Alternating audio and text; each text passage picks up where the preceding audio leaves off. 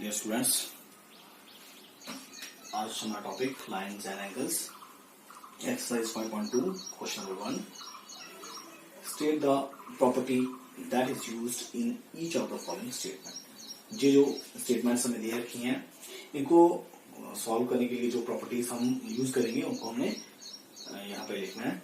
सो पहला पार्ट है हमारे पास, if A parallels to B then angle 1 is equal to angle 5. तो यहां पे देखिए आप ये डायग्राम में ए जो है वो पैरेलल है बी के. अब बोलते हैं एंगल 1 जो है वो एंगल 5 के बराबर है, तो हम लिखेंगे yes because corresponding angles. So corresponding angles क्या होते हैं dear students?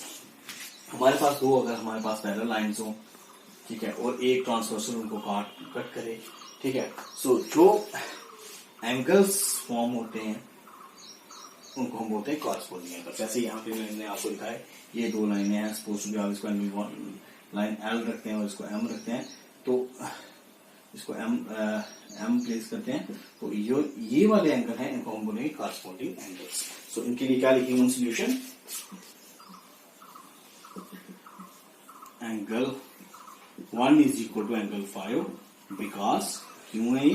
Because corresponding angles, because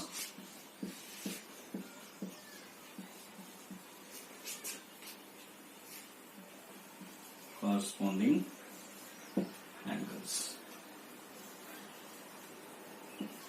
Corresponding angles. ठीक है स्टूडेंट्स, तो ये हो गया हमारा पार्ट नंबर 1. अब सेकंड पार्ट है, if angle 4 is equal to angle 5 then a parallels to b. Students अब देखिए आप यहाँ पे एंगल 4 जो है डियर स्टूडेंट्स वो 6 के बराबर है, सॉरी. तो अब बताना है ये क्या है, ये लाइंस पैरेलल होंगी. सो देखिए डियर स्टूडेंट्स, वैसे ही हमारे पास एक लाइन एल रखते हैं, एक एम रखते हैं हम. सो इसमें देखिए अब हमें दिखा रहा है एंगल 4, तो ये एंगल 4 है हमारे पास और ये एंगल 6 है. सो ये देखिए ये they are alternate interior angle. जैसे कि मैंने आपको लास्ट क्लास जब में भी आपको मैंने पढ़ाया था कि एंगल 4 जो है वो 6, एंगल 4 जो है वो 6 के ऑल्टरनेट है, तो इसको हम बोलेंगे बिकॉज ऑल्टरनेट एरिया एंगल्स. जब ऑल्टरनेट एरिया एंगल्स इक्वल होंगे तो लाइनें पैरेलल होंगी. तो मैंने आपको क्लास में जब भी हमारी क्लास हुई थी लास्ट टाइम, तो मैंने आपको बताया था कि ऑल्टरनेट एरिया एंगल किस तरह से बनते हैं. जब भी दो पैरेलल लाइनों को एक ट्रांसवर्सल कट करेगा, सो तब जो है वो ऑल्टरनेट एरिया एंगल फॉर्म्स होंगे, और वो किस शेप में होते हैं? एक इन्हें जेड शेप. देखिए यहाँ से आप ऐसे इस तरह से, और ये ऑल्टरनेट एंगल्स हैं. तो अगर ऑल्टरनेट एंगल्स इक्वल हैं देन लाइंस आर पैरेलल. ठीक है, तो इसमें सॉल्यूशन हम लिखेंगे. Solution second part, a b parallels to b, sorry, a parallels to b because, पूरा लिखेंगे रीजन से, because if the alternate angles are equal then lines are parallel.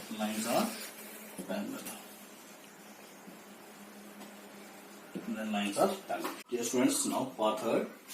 If angle 4 plus angle 5 is equal to 180 degree, then line A parallels to B.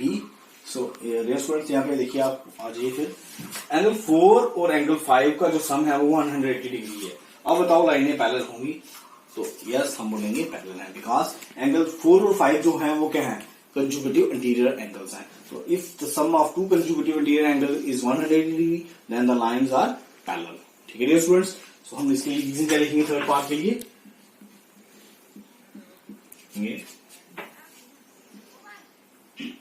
Line a parallels to b because if the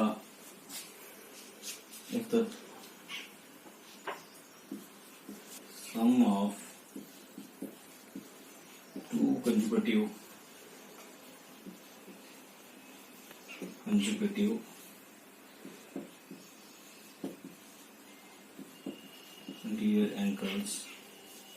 angles is 180 degree, then the lines are parallel. ठीक है dear students, तो ये दोनों consecutive interior angles हैं, इनका सम 180 degree है और ये लाइनें जो है वो पैरेलल होंगी. सो डियर स्टूडेंट्स, ये क्वेश्चन नंबर फर्स्ट आपका आ गया. विद दिस मैं क्वेश्चन नंबर 2 पे मूव करूंगा.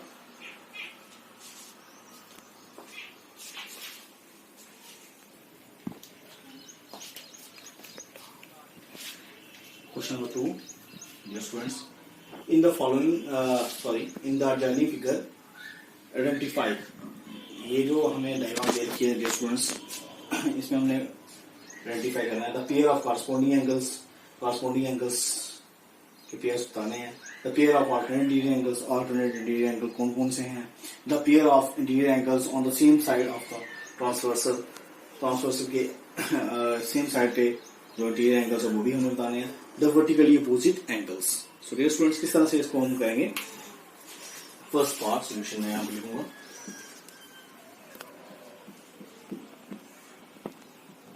देखिए students, the pair of corresponding angles मैंने आपको लास्ट पार्ट में भी समझाया. सो कॉरस्पॉन्डिंग एंगल्स यहाँ पे क्या हो गए. एंगल 4 और एंगल 8, एंगल 4 कॉमा एंगल 8. उसके बाद यहाँ पे लीजिए एंगल 4 एंड एंगल 8 कॉमा दूसरा कौन सा पेयर है कॉरस्पॉन्डिंग एंगल्स का. Angle 1 and angle 1 and angle 5. उसके बाद ये स्टूडेंट्स आप देखिए एंगल 3 और angle 7, angle 3 and angle 7. Last में एंगल 2 और एंगल 2 एंड एंगल 6 जो है वो भी कॉरस्पॉन्डिंग एंगल्स हैं. ठीक है डियर स्टूडेंट्स. सो अब नेक्स्ट हमने बताया था pair of alternate interior angles. So dear students, alternate interior angles मैंने आपको भी बोले थे बेटा, लास्ट क्वेश्चन में भी आपको मैंने बताया. एंगल ऑल्टरनेट इंटीरियर एंगल्स जो Z की फॉर्म में होते हैं. तो यहाँ पे देखिए आप सीधे यहाँ से ये और ये which means angle 3 and angle 4, angle 3 and angle 5 और dear students angle 2 and angle 8, angle 2 and angle 8. Okay. उसके बाद the pair of interior angles on the same side of the transversal. तो same side of the transversal और conjugative interior angles जो है मैंने आपको last class में बोला था. तो वो सोल्यूशन थर्ड पार्ट में आप लिखेंगे इस तरह से, थर्ड पार्ट. और इसमें आपको देखिए एंगल 3 एंड एंगल 8, 3 एंड 8 और इसके साथ angle 2 and angle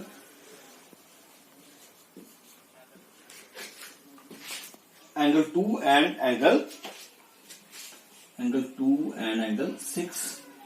so dear students, angle 2 and angle 6, angle 2 and angle यहाँ पे angle 2 and angle 3 and 8 and 2 and 5.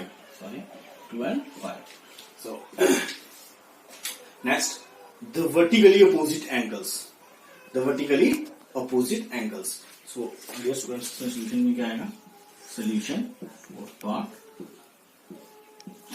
Angle vertically opposite angle मैंने आपको पहले बताया था डियर स्टूडेंट्स. देखिए अगर ये दो ट्रांसवर्सल L और M लेते हैं तो यहाँ पे देखिए ये इसके सामने और ये इसके सामने. ठीक है डियर स्टूडेंट्स. तो हम लिखेंगे एंगल 3 एंड 1 एंड 3 और 1 एक ही बात है. उसके बाद एंगल 2 एंड 4, एंगल 2 एंड 4. उसके बाद एंगल 6 एंड 8, 6 एंड